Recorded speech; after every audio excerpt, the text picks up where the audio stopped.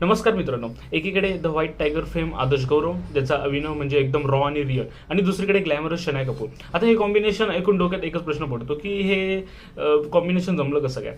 आता रिलीज झालेला तू या मे हा चित्रपटात याच प्रश्नाचं उत्तर देतो आणि कन्फ्युजन वाढवतो. चला बघूया. सुरुवात करूया स्टोरीलाईन पासून. व्हॅलेंटाईन डेच्या मुहूर्तावर आलेला हा सिनेमा टिपिकल लव्ह स्टोरी वाटला तरी याचा अँगल थोडासा वेगळा आहे. टायटलप्रमाणेच तू या मे म्हणजे नात्यात तू महत्वाचा की मी, इगो की प्रेम, याच्यावर फोकस केला आहे. आजच्या जनरेशनचे जे मॉडर्न प्रॉब्लेम्स आहेत, करिअर विरुद्ध रिलेशनशिप आणि यातून होणारा गोंधळ, हे डायरेक्टरने एकदम प्रखर मांडण्याचा प्रयत्न केला आहे. पण याच्यात एक निगेटिव्ह पॉईंट्स आहेत, जसं की काही सीन्समध्ये असं वाटतं की हे खरंच म्हणजे रियालिटीला सूट होतं का. आता येऊया ॲक्टिंगमध्ये. आदर्श गौरव बॉस हा माणूस कधीच निराश करत नाही. त्याचा साधेपणा आणि डोळ्यातून बोलण्याची जी सवय आणि रोमॅन्टिक रोलमध्ये सुद्धा त्याने एक वेगळी डेप्थ निर्माण केली. त्याने आपली बाजू एकदम भक्कमपणे सांभाळली. आणि शनाया कपूर, फ्रँकली सांगायचं झालं तर ती एक सरप्राईज पॅकेज ठरू शकते.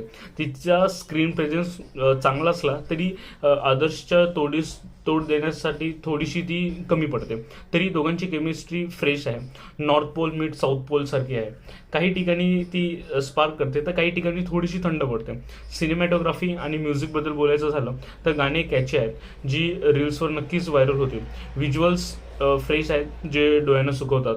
पण जर एडिटिंग अजून थोडंसं क्रिस्प असतं तर मग अजून मजा आली असती. 2 तासाचे चित्रपट कधी कधी 3 तासासारखं एकदम खेचल्याचा फील देतो, जिथे त्यांनी थोडासा मार खाल्लाय. जर तुम्हाला आदर्श गौरवला एका वेगळ्या रोमॅन्टिक अवतारात बघायचं असेल किंवा मग तुम्ही कपल असाल तर हा वन टाइम वॉच नक्कीच आहे.